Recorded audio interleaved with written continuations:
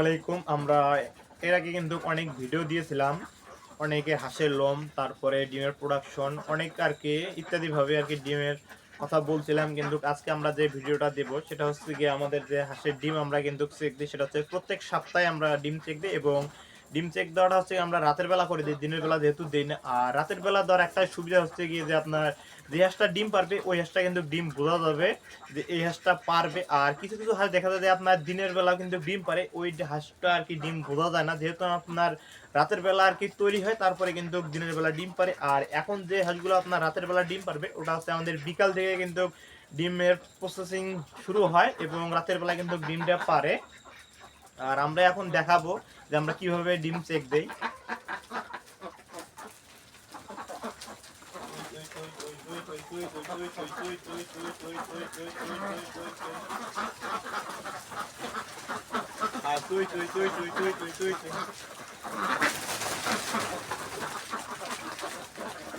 আমরা কিন্তু আস্তে করে ধরলাম, যেহেতু ডিম পারে আজকে অত একটা ভয় দেখানো যায় না, কারণ ভয় দেখালে আবার দেখা যায় যে ডিম কমেও যাইতে পারে।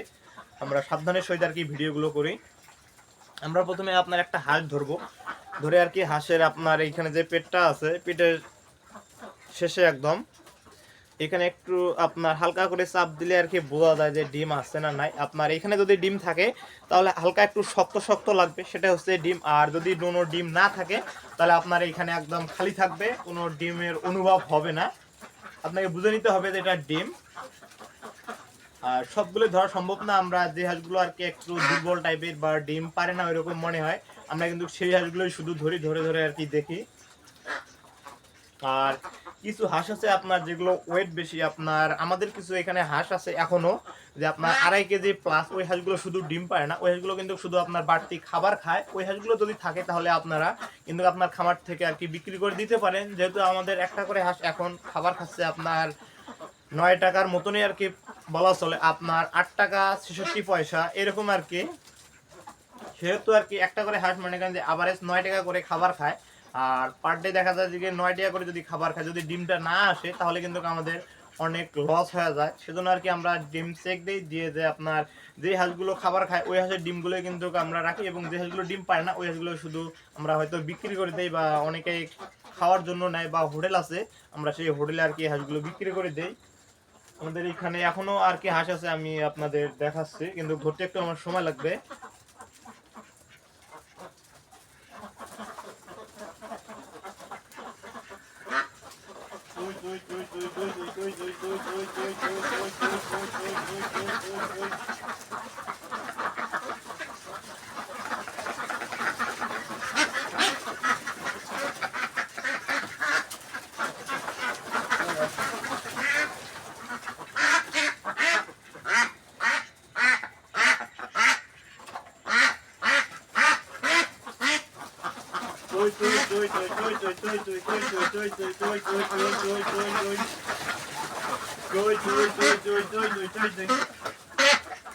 আমাদের যে এই হাঁসটা আছে এই হাঁসটা কিন্তু আমাদের এখন ডিম পারতেছে না, এবং এই হাঁসটার ওয়েট এখন আছে আপনার 2 কেজি প্লাস। এই হাঁসটা শুধু আপনার চর্বি জমার কারণে আর কি এই হাঁসটা কিন্তু আমাদের ডিম পারতেছে না।